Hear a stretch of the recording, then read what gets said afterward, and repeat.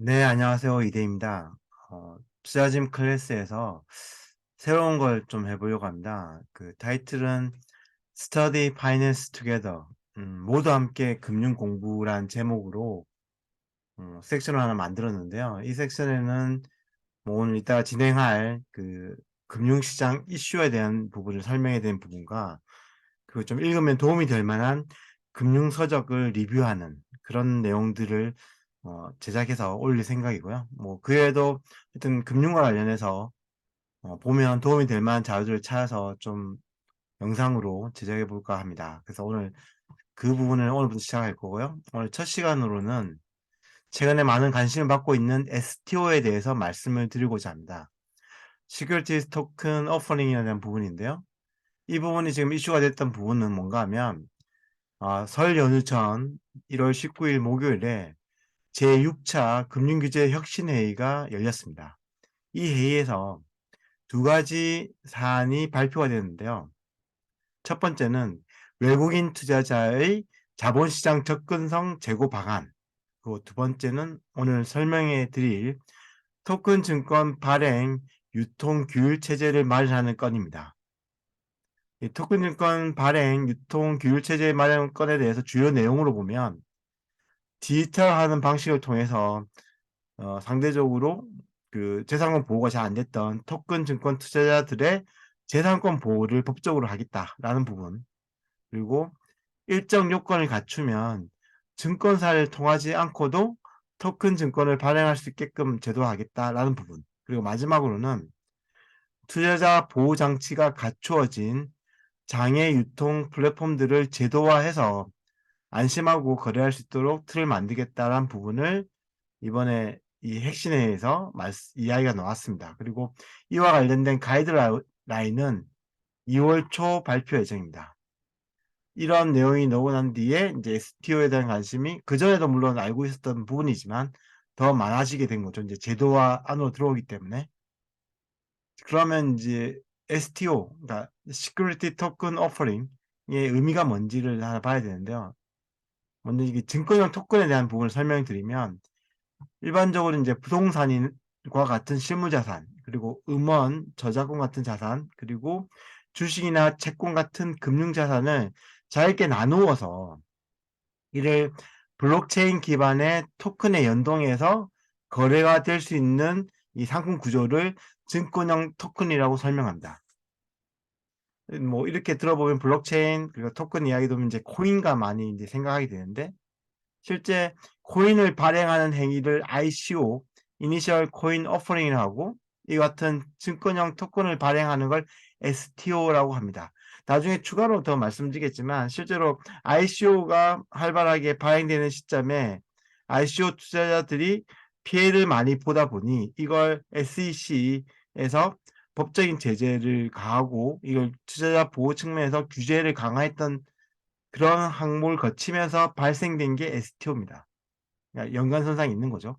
이런 부분이고, 그리고 STO의 장점, 매력적인 부분이 뭔가 하면 투자 측면에서 보면 토큰화로 분할 소유가 가능해진 점, 그러니까 그동안 자산 규모가 크고 유동성이 낮았던 자산군에 대해서 일반 개인 투자자들이 참여할 수 있는 기회가 발생하게 된 겁니다. 공급자 측면에서 보면 디지털화된 자산을 전 세계 투자자들이 동시에 진입이 가능하기 때문에 생각보다 단시간에 대규모의 자금 조달이 가능하게 되는 구조입니다. 디지털을 통해서 가능하기 때문에 이렇게 현상이 달라지는 거죠. 그 투자 자산 측면에서 본다면 실물에 근거해서 만들어지기 때문에 타 가상 자산에 비해서는 리스크가 낮습니다. 게다가 지금 제일 관심을 받고 있는 부동산과 관련해서 부동산을 토큰화 한다면 뭐 우리가 부동산 그 실물 부동산의 가치 변화가 다른 유가증권이나 뭐 음원, 저작권에 비하면 급등락 가능성은 낮은 건 사실이니까 이런 부분들이 훨씬 더 매력적인 수단으로 부각될 수 있습니다.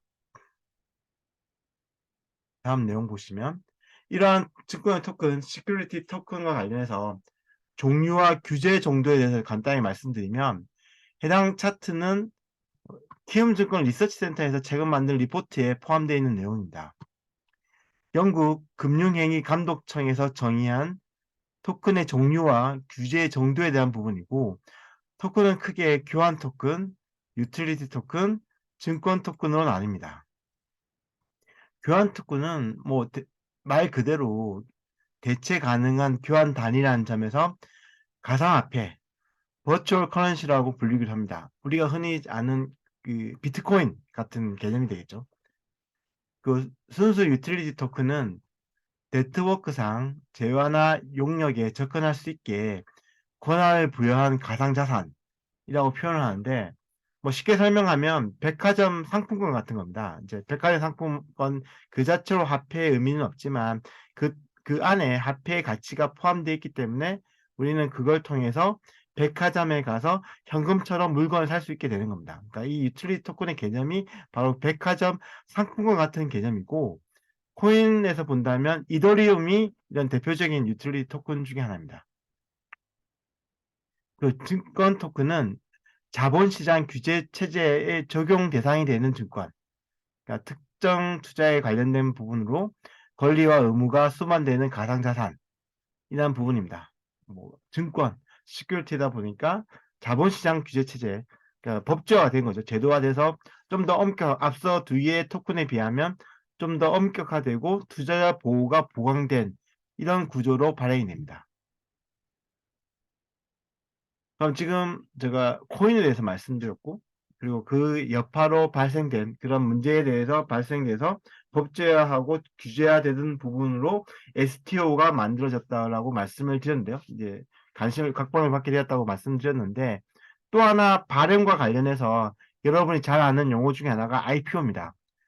공모주 펀드 같은 이런 것들 많이 공모 청약을 많이 하시기 때문에 알 법한 단어인데요. 이니셜 퍼블릭 오퍼링이고요. 그러니까 실제 상장 주식을 발행하는 것, 그리고 증권형 토큰을 발행하는 것, 그리고 코인을 발행하는 것, 이게 IPO, STO, ICO입니다.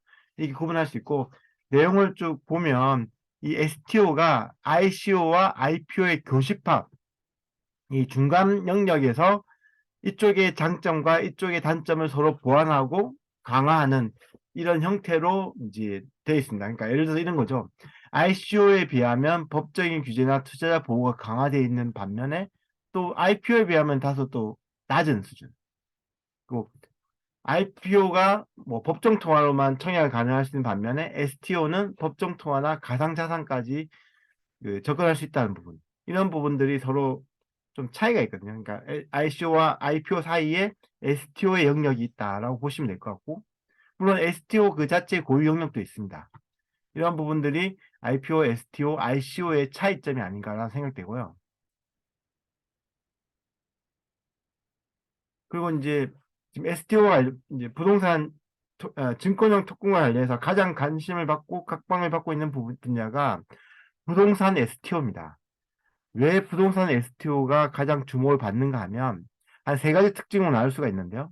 먼저 부동산 자체가 단일 자산군으로는 가장 큰 규모입니다. 그리고 상대적 유동성은 낮지만 개인 투자가들이 가장 관심을 가지고 있는 투자 대상이 부동산이고, 특히 우리나라 같은 경우는 이제 부동산 투자에 대한 관심이 높지 않습니까?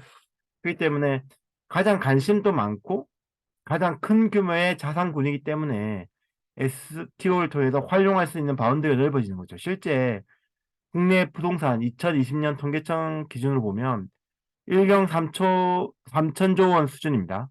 국내 부동산이. 그중에 상업용 부동산이 3,900조 원 수준.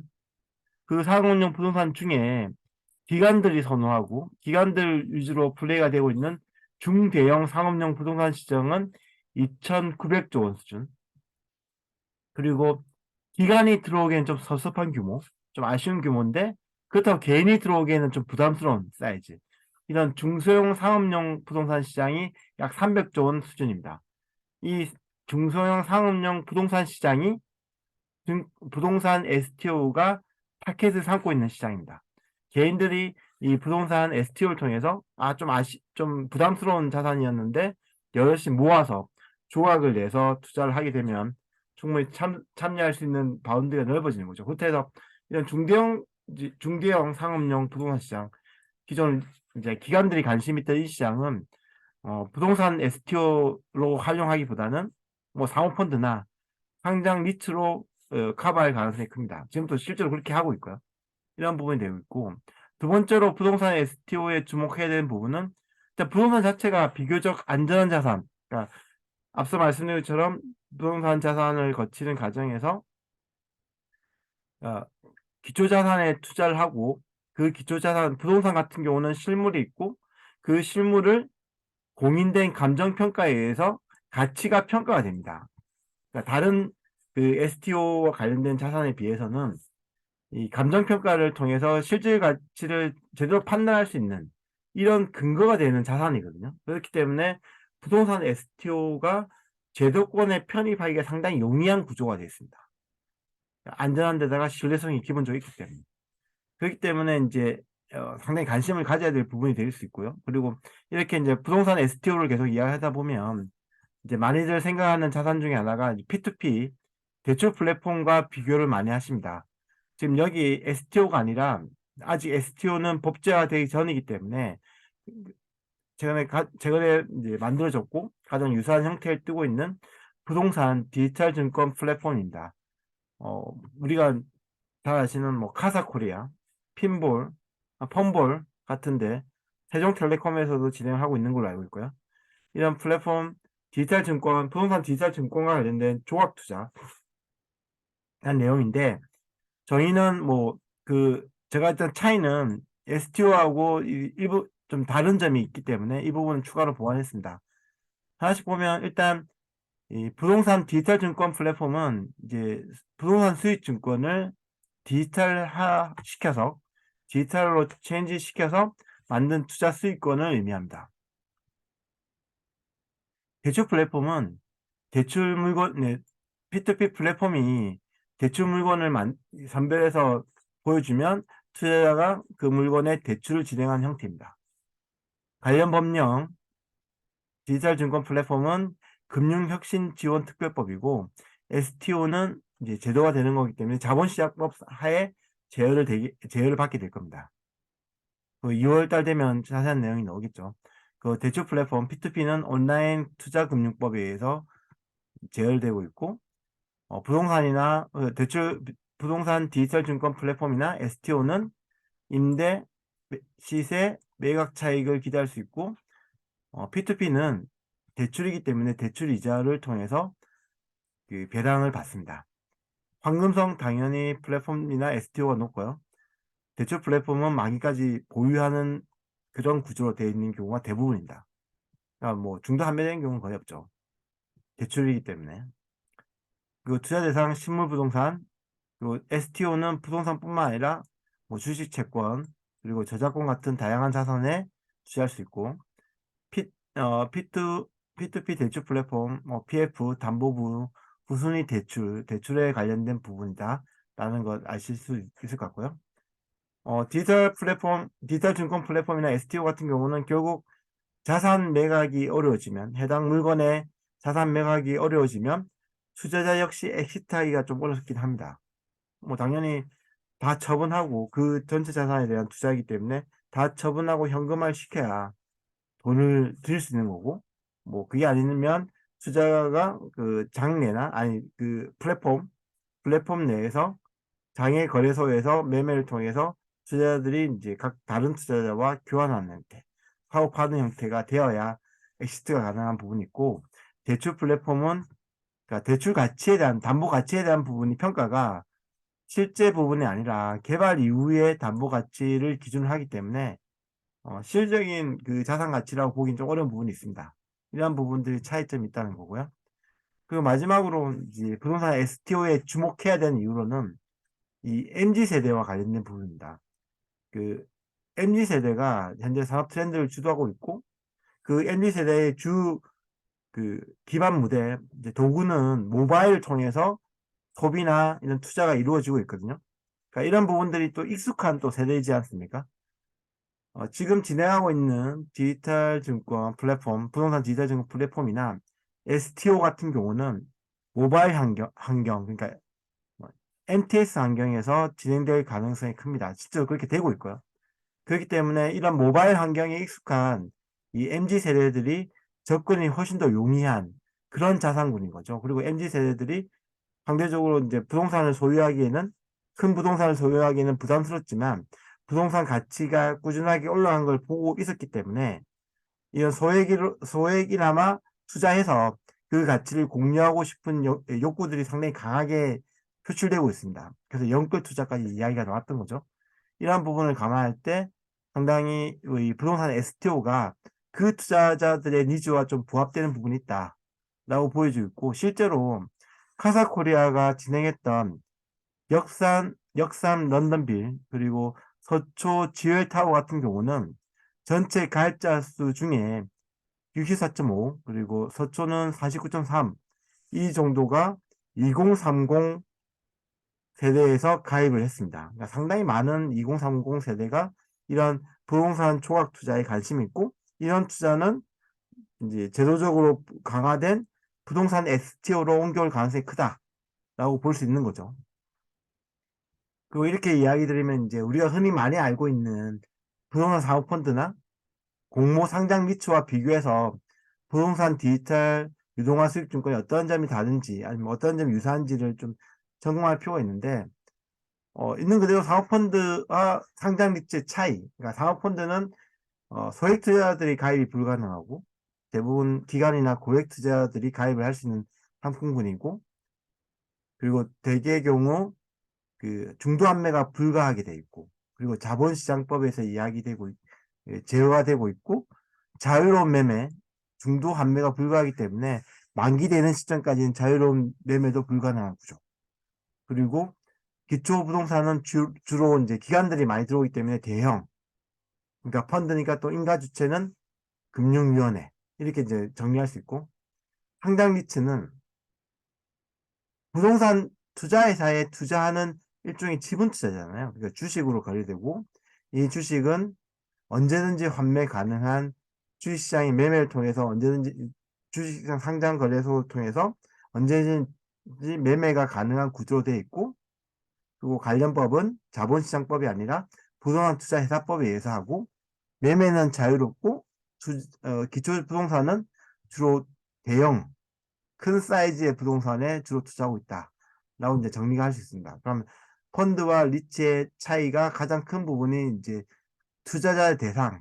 그러니까 상장 리츠는 주식시장에 사고 팔고 할 수 있으니까 소액 투자가들도 언제든지 가입할 수 있는 반면에 이 사모펀드는 불가능하다는 부분, 그리고 중도 환매가 사모펀드 불가능, 상장 리츠 가능, 이런 부분들이 가장 큰 차이가 되겠죠.